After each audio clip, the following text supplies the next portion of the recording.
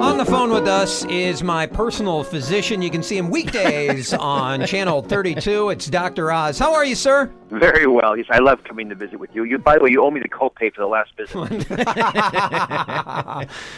Dr. Oz, first of all, congratulations on 1,000 shows, man. You should be very proud of yourself. Well, I'm proud of the team. We got 150 people working their tails off, and I think back to my first show. And I came to visit you when I first launched the show, and it was literally the first week. And I was such a naive person about television. I was trying to figuring out the basics, but it's been a joyous ride, and I appreciate all the education I've got. Dr. Oz, we got to ask you, there was a story this week about sugar, how hidden sugar is in everything you eat, and Scott called me a buzzkill. But you have to be aware of sugar. I think that's the most important things nowadays. People used to look at fat. You need to look at sugar content. Am I right? You're absolutely right. Sugar is the main reason we're overweight in America, because when we eat sugar, it does a bunch of things. First of all, it hits our brain like crack cocaine. Literally, it makes it addictive. So that's why people just can't say no. That's why the first thing I tell people who want to lose weight, the first advice I give them is cut out the soft drinks, because those are empty sugar calories. But there's good news here, because I don't know if you saw this week in the news also. The major food manufacturers are all starting to change what they put in their foods. They're cutting out preservatives, and they're also taking that sugar content down.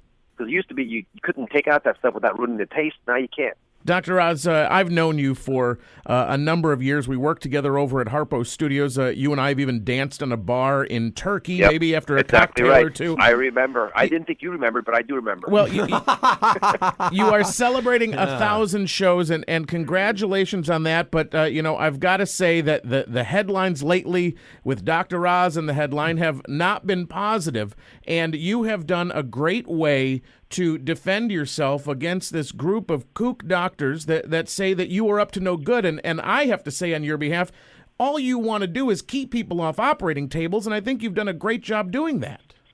Well, you're very kind to say that. And just for the listeners to all be clued in on this, I've always wanted the show to facilitate the conversation between my viewers and the people who they trust, their doctors and the like.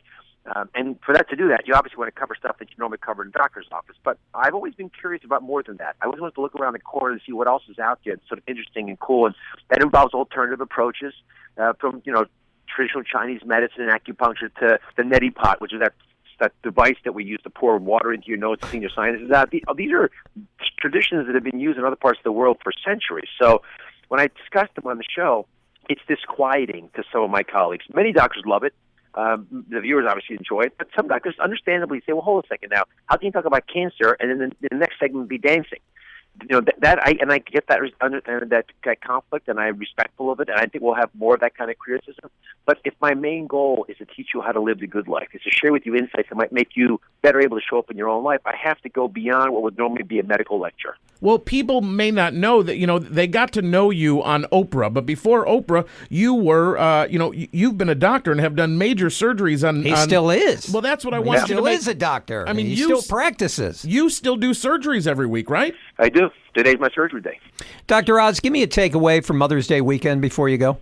I'll share something that Kelly Rowland's sharing on the show, because she came on not just because she's a new mom, she just had a baby, but she just lost her mom. And so she talks about the cycle of life. The big message that all women should be hearing is that kids aren't going to treat themselves the way you treat them. They're going to treat themselves the way you treat yourself. So go ahead and put your relationship with your husband, your work, and put that first. Not to ignore the kids, respect the kids, but remember they'll take better care of themselves if they see you taking better care of yourself. Man, that's deep right there on a Friday morning. Dr. Oz, you're the best, Doc, and I'll get you that copay. Thank you for coming on. Thanks, my friends. Take care. All right, take care.